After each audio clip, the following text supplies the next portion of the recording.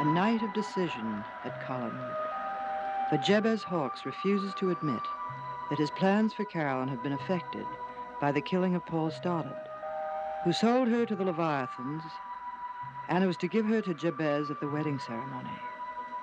Now Barnabas forced to become one of the cult because Josette is being held hostage in the past, and because they threatened him with a return of the curse of the vampire, has decided that, whatever the risk, he must break with the cruel clan.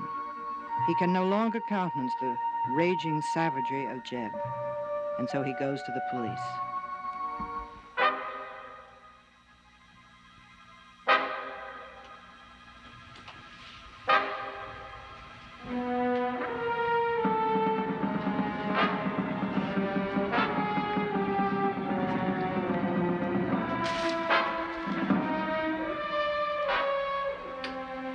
God.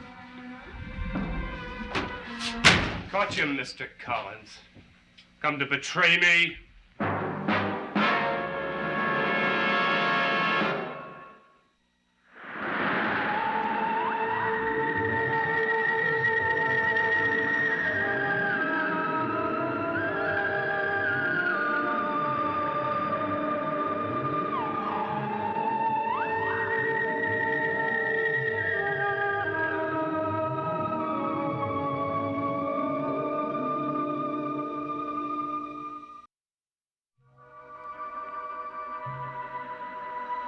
A time of great anguish for those who live at Collinwood, for the horror which is enveloping the great house continues to grow, and with the advent of Jeb Hawkes promises never to stop.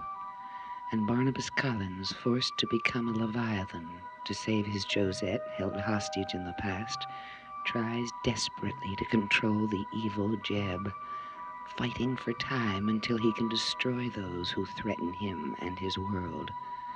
But summoned to the village, Barnabas discovers that he has less time than he thinks.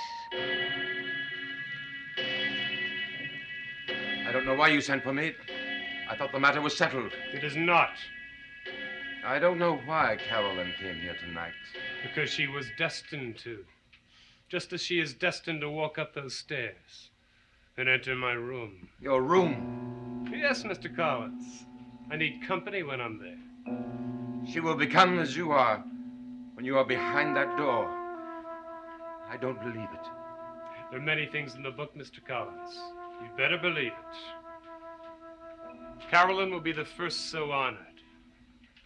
And then each one of you will be able to change your form. And we will become as mindless as you when you change. Be careful, Mr. Collins. And we will murder as you do. Of course, if it is necessary. You cannot have Carolyn. The rest of us will face our fate if we must, but you cannot have her. I can, and I will.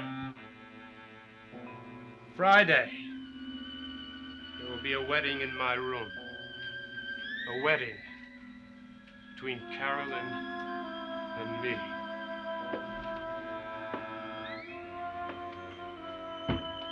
Remember, Barnabas, Friday.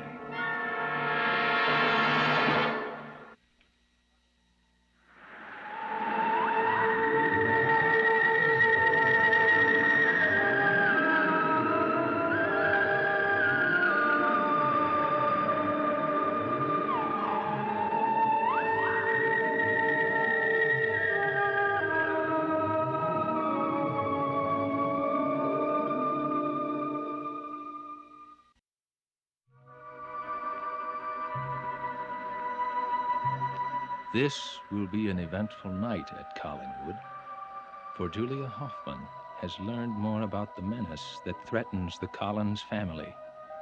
And on this night, she will finally find out the secret of what happened in the year 1897, and how Barnabas Collins became the unwilling pawn of a mysterious and evil people.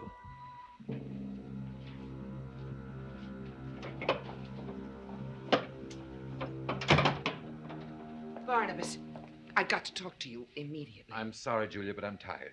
No, Barnabas, you will not put me off this time. This time you will tell me what I need to know. I will not. No, I've told you not to become involved, Julia. I am more deeply involved now than I've ever been before.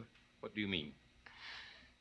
Barnabas, I just opened Michael Hackett's grave. The coffin is empty. Does that mean anything to you? Nothing. I'll tell you what it means to me, Barnabas. 2 weeks ago, I pronounced that child dead. There was no doubt in my mind that he was dead. But for some reason, his death had to be faked. I don't know how it was faked, but I do know why it was faked, Barnabas. Barnabas, I know so much about your secret now that you'd better tell me everything. All right, Julia. I will tell you the whole story. There are reasons why we can't talk here. We'll go back to the old house.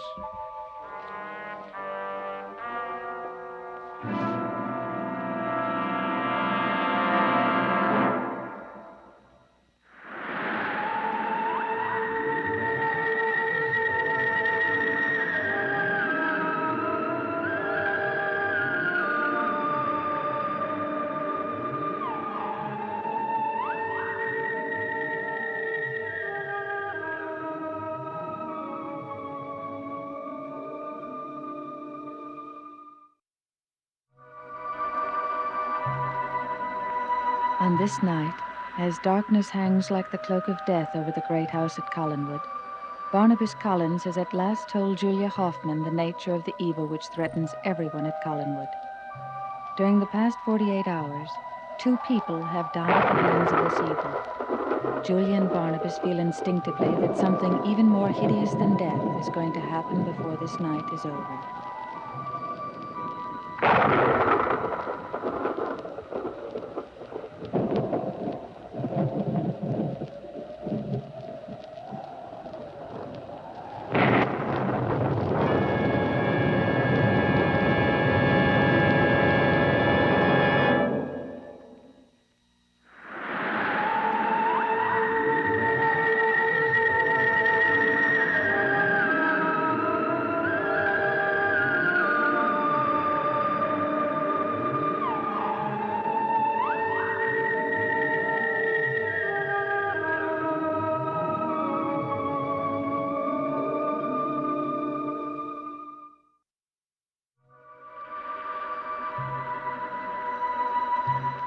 This will be a fateful day for one person who lives in the great house at Collinwood.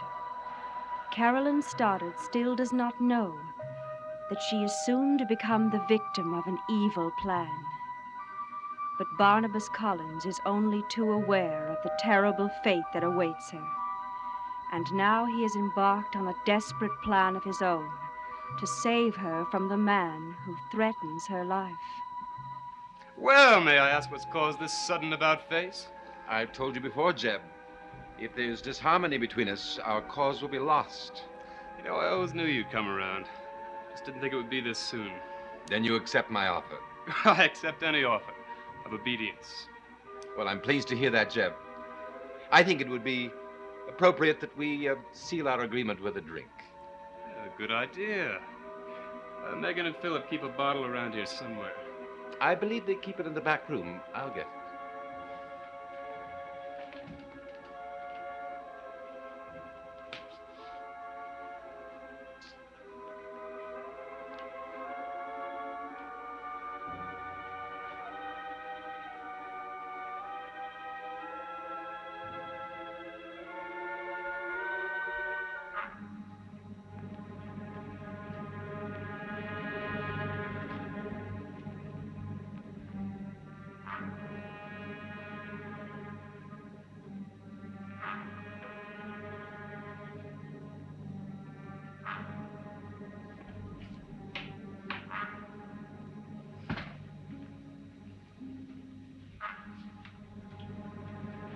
Here's to our success, Jeb. Wait a minute. What's wrong? Nothing. I want to propose the toast. To Carolyn Stoddard and her future with me. Now let's hear you say it. Like you really mean it. To Carolyn Stoddard and her future with you.